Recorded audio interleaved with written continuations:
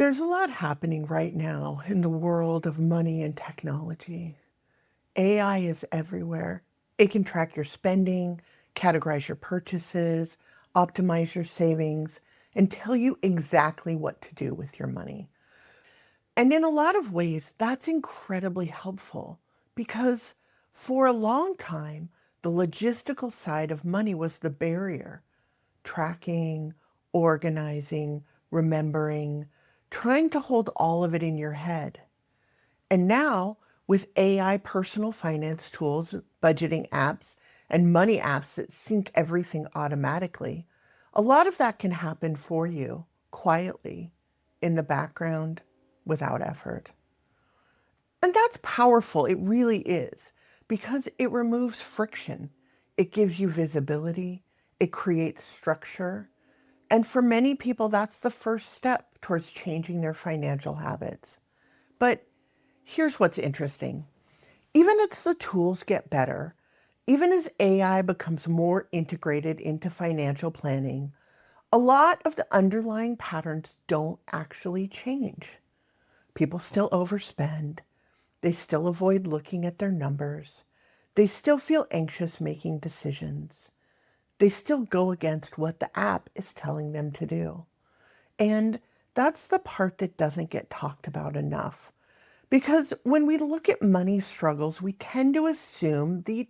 issue, we tend to assume the issue is information or discipline or access to better tools.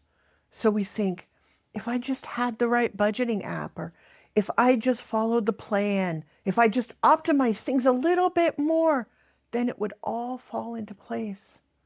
But the reality is, most people already know what they should be doing.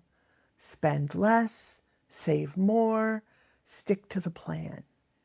AI can tell you that. Your budget app can tell you that. Your bank account can tell you that.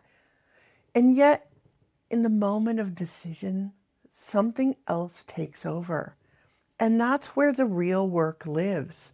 Because the hardest part of money was never the math.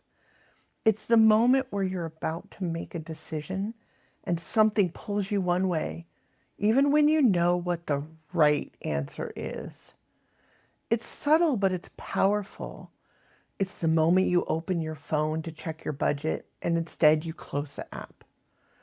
It's the moment where you see the number and feel a wave of discomfort, so you tell yourself you'll deal with it later.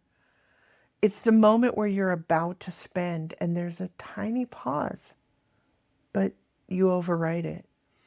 Not because you don't know better, but because you need something: comfort, control, escape. And no AI, no matter how advanced, can meet you there.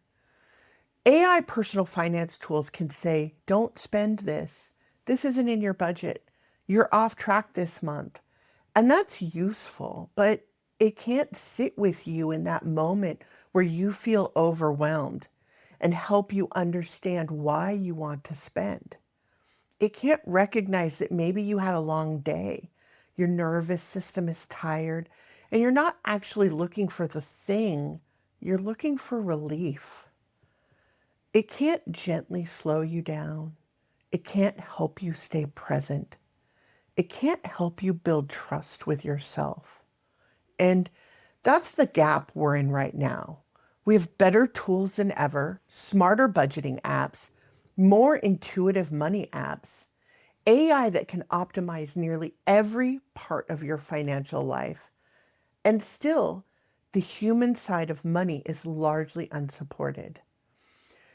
And something else that's important to see here is that it isn't just about behavior, it's about identity. A lot of our financial habits aren't random, they're patterned. They were learned over time in environments where money meant something very specific. Maybe money felt scarce, maybe it was stressful, maybe it felt unpredictable or out of reach. So your system adapted. It learned how to respond. Sometimes that looked like overthinking every decision. Sometimes it looked like avoiding your numbers altogether.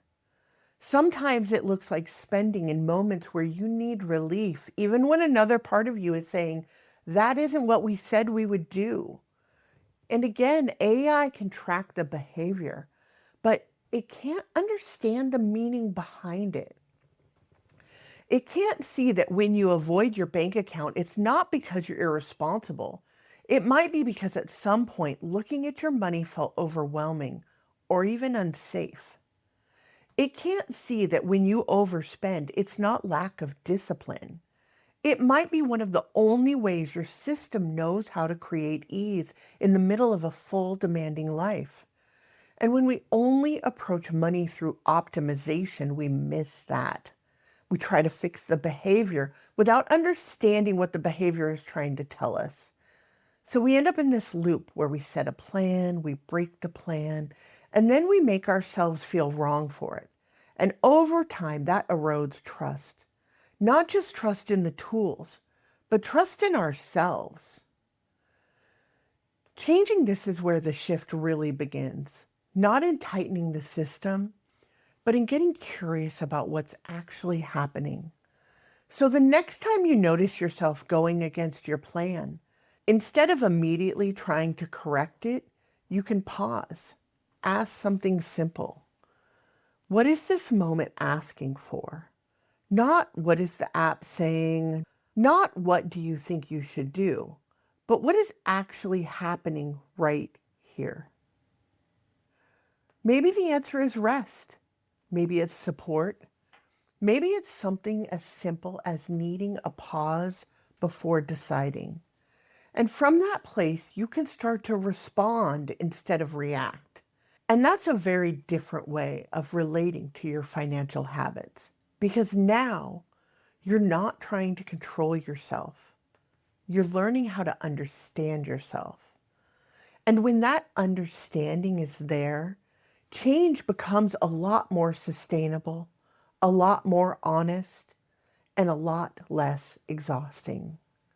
Your money mindset, your emotional patterns, your learned behaviors, your relationship with spending, saving, and receiving. That's not something technology can solve because money decisions don't happen in spreadsheets. They happen in your body, in real time, in emotional moments, in quiet, everyday choices that no one else sees. So what's happening is this widening gap between what the tools are capable of and what we as humans are actually supported in doing. And I don't see that as a problem with the tools. I see that as an invitation because the work isn't to move away from technology. It's to learn how to be in relationship with it, to use it without abandoning yourself, to let it support you without outsourcing your authority. Because when you combine clear structure, real awareness, and the ability to stay present with your experience, everything changes.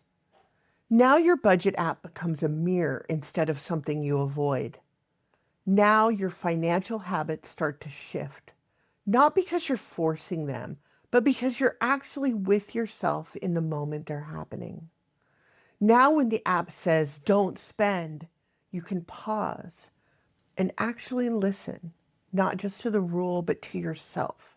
And maybe sometimes you still choose to spend, but it's conscious, it's intentional, it's not coming from disconnection. And that's a completely different relationship with money. Let me give you a simple example. Your app flags something. It says, this isn't in your budget. And instead of immediately overriding it, you pause. You notice what's coming up. Maybe you're tired. Maybe you're overwhelmed. Maybe you're craving something that feels like ease.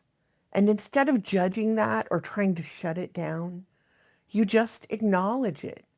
You let yourself see it clearly. And from that place, you get to choose. Maybe you still spend, maybe you don't. But either way, you're building something much more important than a perfect budget. You're building self-trust. And that's the part no tool can give you. So instead of asking, what's the best budgeting app? What's the most optimized way to manage my money? I would invite you to ask something different. How do I want to relate to my money when I'm actually in it? When I'm deciding, when I'm reacting, when I'm choosing? Who am I in that moment? Because that's where everything happens. Not in the plan, not in the app, not in the optimization, but in the relationship you have with yourself inside your financial life. Technology can support your money.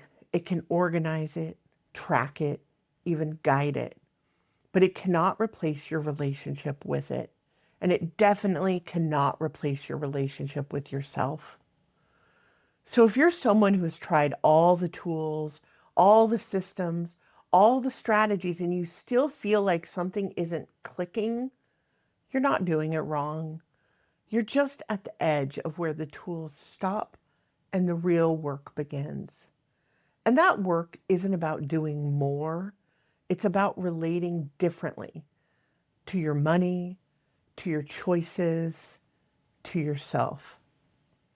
And if you want support in that, in seeing your full financial picture, not just the numbers, but the patterns underneath them, that is the work we're doing here. So like and subscribe to my page where we will bring together the structure and the awareness so you can actually see what's been invisible. And from there, we can begin to move differently, not perfectly, but honestly. And that's where real change happens.